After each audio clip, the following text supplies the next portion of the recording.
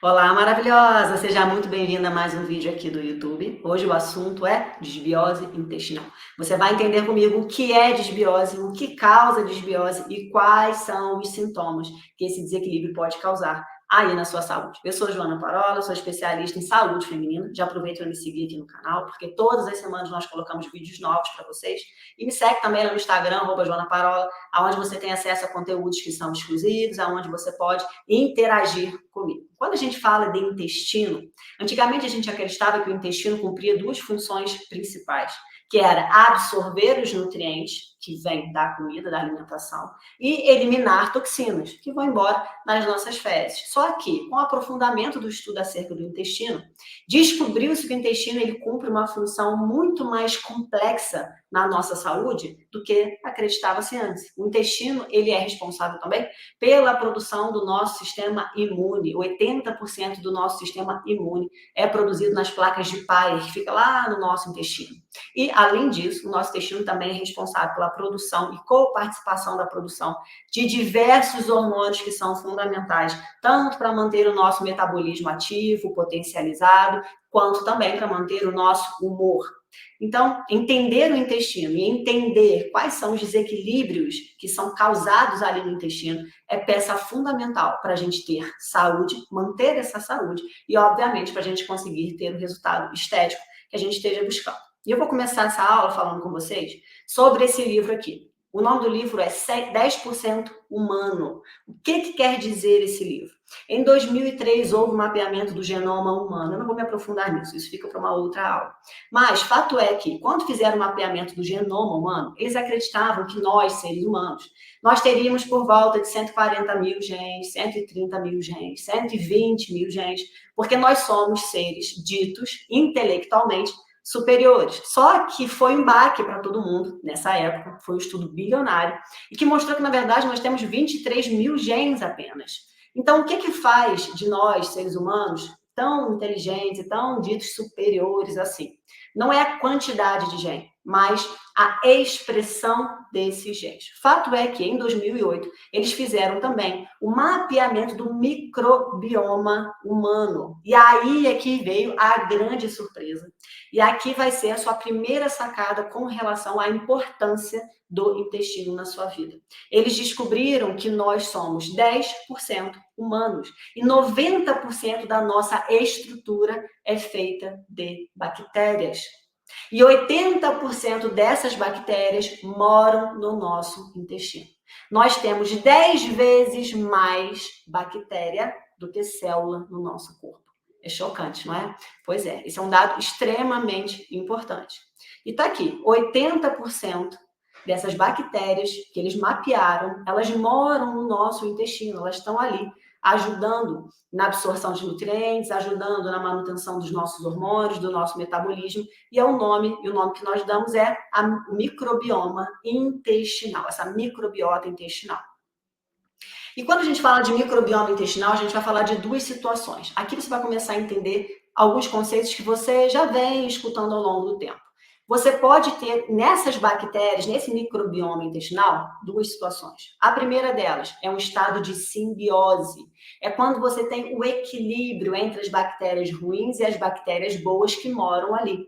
Você ter um estado de simbiose, todos nós, seres humanos, ter um estado de simbiose lá no nosso intestino, é muito importante para que a gente tenha saúde. Isso aqui é peça fundamental, é peça-chave para a nossa saúde, tá?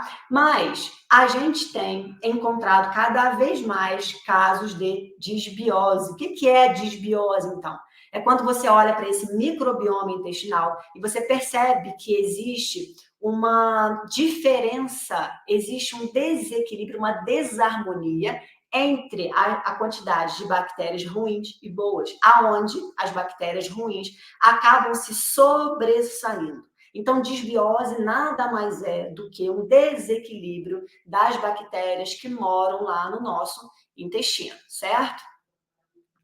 Existem dois intestinos, o intestino delgado e o intestino grosso. O intestino grosso é esse que eu estou mostrando para vocês agora.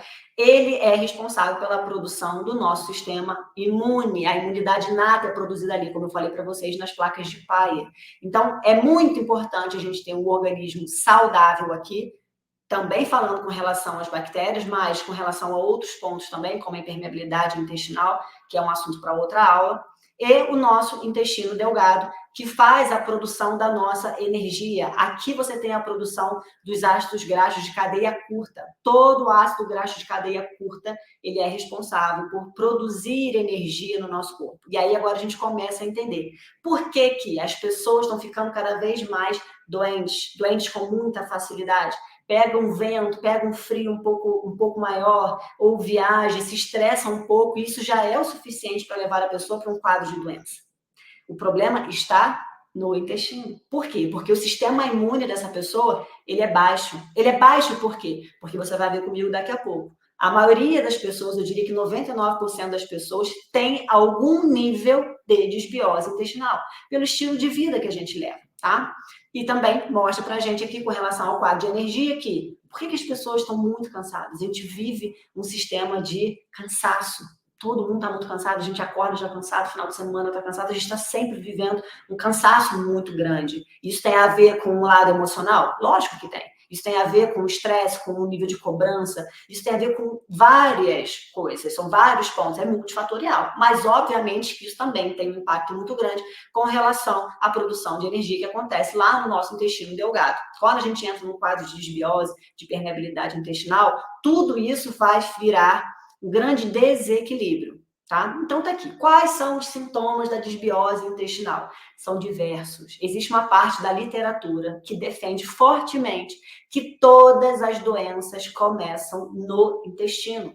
E agora que você está estudando isso comigo, agora que você está vendo a importância do intestino, agora que você está vendo que a gente tem mais bactérias no intestino, muito mais, 10 vezes mais bactérias no intestino do que célula no nosso corpo, você consegue entender como que esse intestino é capaz de modificar toda a nossa estrutura, levando a gente para quadros de doença como esses que eu vou falar para vocês agora. É muito comum a gente entrar num sistema de compreensão reducionista. O que é isso, Joana?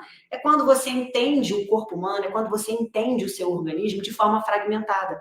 Como se o ombro não fizesse parte do intestino, como se o intestino não fizesse parte das suas pernas, como se suas pernas não fizessem parte do seu coração, não fizesse parte do seu cérebro. E tudo faz parte de absolutamente tudo. A gente não tem como separar nada. Esse é o ponto que eu sempre falo com vocês aqui. Você que está buscando emagrecer, você que tenta emagrecer e não consegue, você que vive cansada, vive apática, não tem libido, seu cabelo cai, sua unha está quebradiça, você que tem diversos sintomas, não adianta você olhar só para um lado isolado.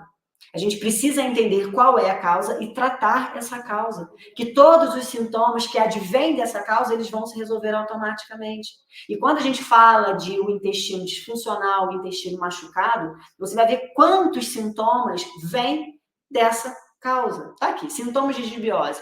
Rinite, sinusite, amidalite, otite, asma, bronquite, dermatite, a rosácea. Eu tive uma aluna com rosácea que ela passou por diversos profissionais, só profissionais tidos assim, os melhores, e nada resolvia, porque todas as vezes que ela ia resolver a rosácea, o tratamento que era passado para ela era através de creme, de pomada, de sabonete, e nada disso resolvia. Amenizava, mas não tratava de vez. E aí, quando ela chegou para mim, eu falei, não, a gente precisa mudar a sua composição intestinal, a gente precisa recuperar esse intestino, porque a rosácea, ela tem um fundo intestinal muito forte. E aí eu fiz toda a modulação intestinal com ela, 2 meses de tratamento, sumiu a rosácea, nunca mais voltou. Só para vocês terem uma ideia de como que o intestino ele interfere na saúde da gente em lugares onde a gente nem acreditava. Gente, mas o que tem a ver o intestino tá lá com a minha pele aqui? O que tem a ver uma coisa com a outra? Aí é que tá. A gente precisa quebrar esse padrão. A gente precisa desmistificar isso. Tudo tem a ver com tudo. A partir do momento que a gente fala do seu corpo, do corpo humano, tudo tem a ver com tudo. As suas emoções, seu intestino, a sua boca, tudo está absolutamente ligado. Não para por aí não, ó. Infecção urinária, candidíase, herpes, depressão, alterações no peso, às vezes para mais, às vezes para menos, ansiedade, lembra da ansiedade? Eu falei para vocês, o intestino, ele é responsável pela produção de diversos hormônios. Um dos hormônios é a serotonina. 97% da serotonina é produzida via intestino, 95 a 97%.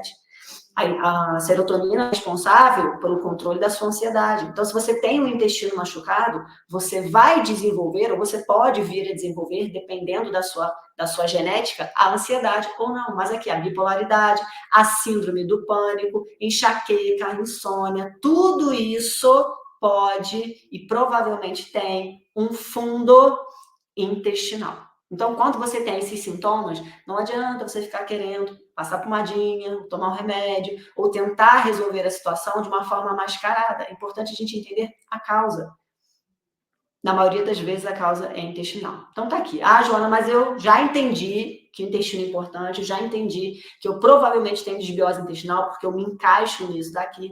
Então, vamos lá. O que que gera desbiose? Como eu vou saber se eu tenho mesmo, se eu não tenho? O que que eu preciso fazer para poder melhorar? Então, tá aqui. Eu trouxe para vocês uma listinha. E o primeiro ponto que a gente precisa falar é sobre o açúcar. Por quê? Porque o açúcar, ele é o alimento de fungos intestinais, prioritariamente. A pessoa que tem uma síndrome fúngica, ela tem uma compulsão por açúcar muito exagerada. Eu já fui essa pessoa, gente. Eu já fui viciada em açúcar. Sabe o que é viciada? Vocês não têm noção. Eu trocava um prato de comida por um doce. Tudo eu trocava por um doce. E aí, nessa época eu estava com sobrepeso, nessa época eu tinha ansiedade, nessa época eu tinha compulsões alimentares, eu não entendia o que acontecia, não entendia o quanto que o açúcar, por ser consumido por mim diariamente, constantemente, o que ele provocou na minha saúde. Não adiantava ficar tomando suplemento para ajudar, não adiantava fazer nada. Só resolveu quando eu entendi e tratei a causa, quando eu resolvi essa desbiose intestinal. Então tá aqui. O açúcar é o principal alimento que causa desbiose. Não é o único. A gente vai ver o seguinte aqui, ó. Todos os alimentos que têm um peso molecular, não precisa gravar coisa difícil, é só para você entender. Todo alimento que tem um peso molecular maior que 100.000 Daltons, ele vai machucar ali o biofilme, que é uma barreira de bactérias que tem, e vai provocar uma desbiose intestinal. Quais são os principais alimentos da nossa rotina que tem esse poder? Eu trouxe aqui para vocês. O trigo, que é a base dos alimentos industrializados, além do açúcar, trigo, eles são a base, né? Quase todos os alimentos industrializados que a gente consome diariamente, eles têm o trigo, e o trigo ele tem 140.000 Daltons de peso molecular, então ele provoca esse quadro na gente, assim como a caseína do leite. A maioria das pessoas fala, porque o problema do leite é a lactose, que a lactose é isso, a lactose é aquilo. Não que a lactose não seja ruim, não, a lactose também é, mas você encontra no mercado diversos produtos que não têm lactose free, mas a lactose não é o único problema do leite. A caseína é o problema maior. A caseína é a proteína do leite e ela é extremamente inflamatória e ela tem um peso molecular de 150.000 Daltons. Ela provoca em você tanto a desbiose quanto a permeabilidade intestinal. E outros alimentos, como o amendoim. Vocês já ouviram falar que o amendoim é um alimento inflamatório? Eu sempre escutei isso da minha mãe. Minha mãe sempre falou isso comigo. Falou, o amendoim é um alimento pesado. O amendoim é um alimento forte. Ela falava assim, é um alimento forte. Você come o amendoim, ele muda seu sistema. Porque ela não entendia o que ia acontecer. Mas, na verdade, o amendoim ele é realmente inflamatório. Por isso que as pessoas que tendem a comer pasta de amendoim todos os dias não estão fazendo um bom negócio, tá? Tá aqui, amendoim 140.000 Daltons e o milho transgênico, que normalmente a gente encontra, tem 120.000 Daltons aproximadamente. Essa aqui é a lista, e o açúcar lá em cima, 2 alimentos que são considerados potencialmente agressivos quando o assunto é desbiose intestinal.